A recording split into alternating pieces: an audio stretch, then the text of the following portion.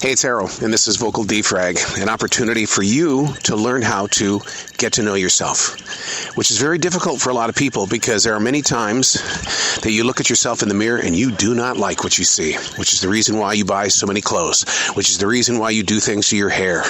You know, you get a new toothbrush because you think it's going to make your teeth whiter. Making yourself better. You know what it starts with? Asking questions and then questioning answers. I happen to call it defragging. I really do. I do a journalized defrag where I ask the questions and I have to physically answer those questions, and then here comes that interviewer again with more questions, and yeah, it'll put you in spots where if you don't answer and you decide to walk away, what did you learn? How to quit, man. How to quit. That's what you learned. So vocal defragging, we take what I call a transition walk. We all go through transitions. We all go through mindsets and mood swings, but we don't study them.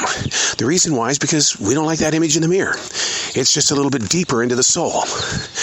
But these transitions give us an opportunity to learn where we are, why we are, who we are, and where are we growing. How can we get there a little bit smoother than what we did yesterday? Asking the questions, questioning the answers. This is Vocal Defrag. I'm a little, I don't know. That's how I feel right now. I don't know. A little I don't know on the subject. I was in my defrag journal. I questioned myself about, am I really getting anything out of watching church every Sunday morning? And the answer that the writer self in me gave was, don't be a doubter trying to gain access to followers. Don't be a doubter trying to gain access to followers. We all know people like that. We all suffer from situations like that. We want supporters during our moments of doubt. During those times where we're angry, we want supporters. We want people to be on our side. Even when we're happy, we want to share it. And boy, do we ever do it on social media. But don't be a doubter trying to find followers. Get out of that mode. Yeah, really? How? Yeah, come on. Easier said than done, right? Yeah, it is easier said than done because I live a life of one rule. It wasn't planted by me. It's what I learned as a martial artist. Winning is a choice.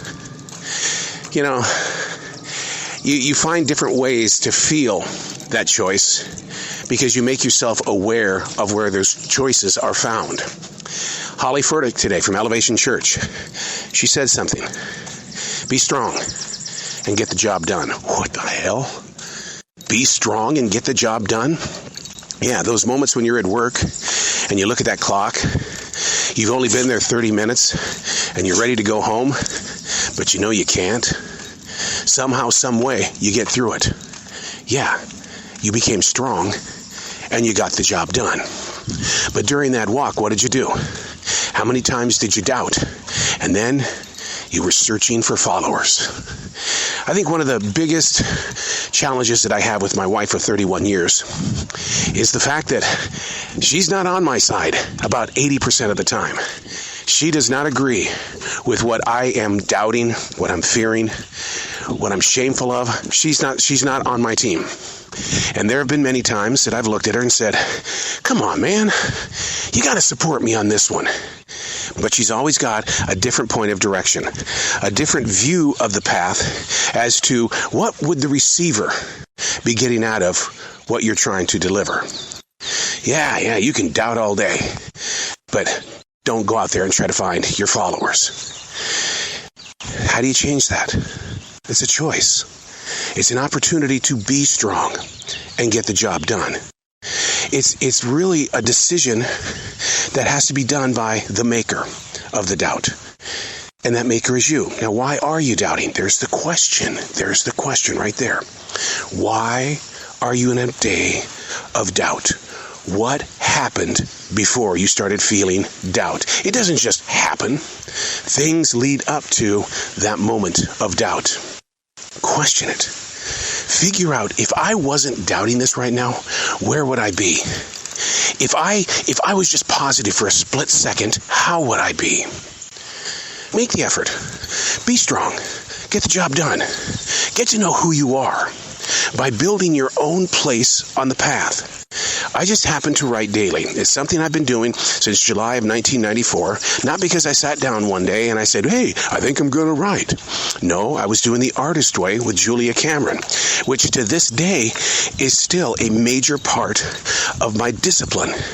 I not only go into those books, but I study her books over and over again. And when she gets a new one, where am I at? Even though much of it is the same old stuff, she puts it in a way that makes it fresh and new. So that has become my journey, to be able to take her experiences, plant them inside my field. From my field, it reaches you. I will always credit her for being that strong, to be able to see her readers, not just in 1994, but in 2023 and beyond, to know that there are people that she is reaching. Be strong and get the job done. That is no different than saying, hey, look, winning is a choice. Other people's quotes give you the opportunity to touch the fuel, to use it in a way that affects not only you, but it brings light to others. And so many times people say, I'm an introvert. I love it when people tell me that.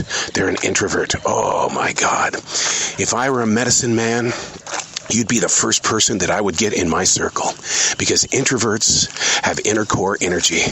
They've got that style of thought that's about taking chances. They may not look like they want to do the job, but boy, they've got something in them that hasn't been spoiled by other people, because other people will always try to turn you around. How do we change our days of doubt and stop trying to get people to follow us? Winning is a choice. Be strong and get the job done. Do a daily journal. You don't have to sit there and try to pretend that you know yourself, because like I said, I've been doing this for 29 years, and I am nowhere near any point in my life where I can say, yeah, I know me.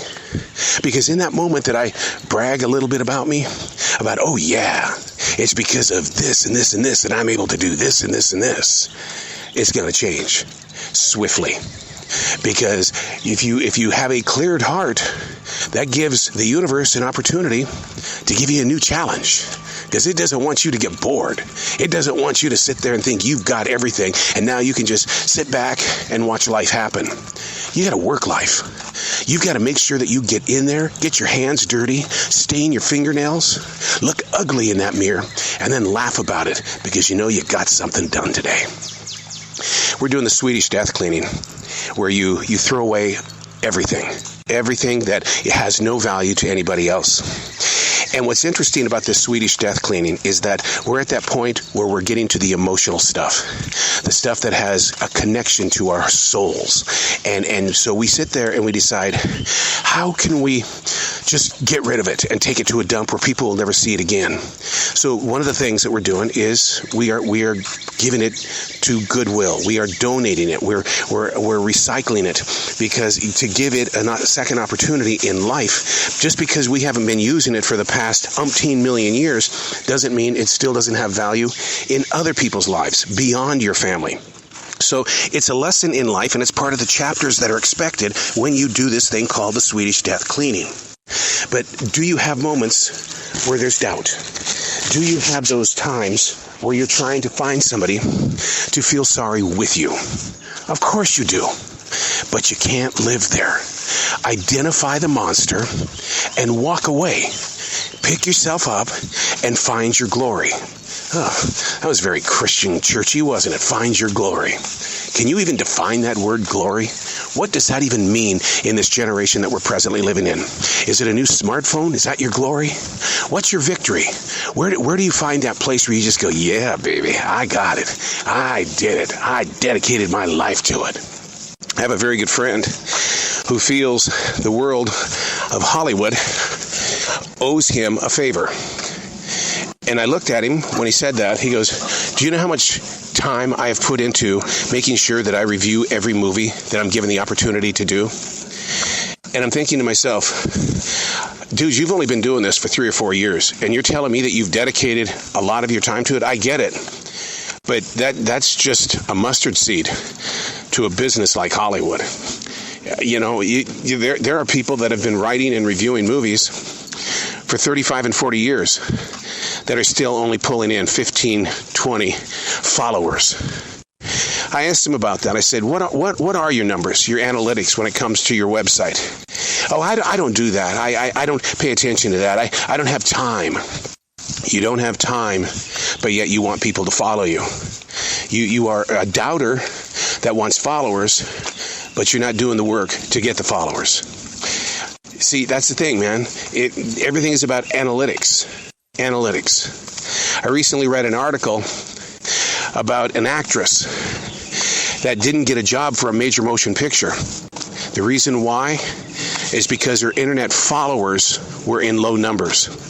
The writers and the directors, the producers, and the Hollywood movie company making the financial effort to make this movie possible looked at her numbers and said, ain't gonna work for us. She might be a brilliant actress, but it's not happening.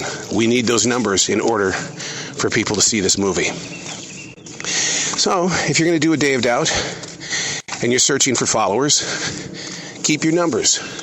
Be a doubter all the time. I'm going to be honest with you about something, okay? The number one reason why I listen to the Mark Maron podcast has nothing to do with his famous people interviews. In fact, when he goes into his famous people interviews, I check out. What I'm listening for is his anger, his doubts, his fears. Those moments where he's really just complaining about everything. Because what I get out of it as a listener is that I'm not alone. See, the moods and the mindsets that he puts us in the opening monologue of his podcast has created a follower out of me. So I think I might know something when I say, don't be a doubter searching for followers. If you're truly looking for better times, a greater day, winning is a choice. And you know what? Being here was a choice too, out here on this transition walk. If you think I enjoy it, it's hot, man. It's hot. But my dog is loving it. She's just having the time of her life, out here smelling everything, pooping all over everything, while I'm listening to the atmosphere of now, asking questions, questioning answers. It's called defragging. I do it vocally, and I do it inside a journal. I just want to invite you to ask that person in the mirror, do you like me? And if they say yes or no, ask the next question. What do you want to do today? I'm Errol.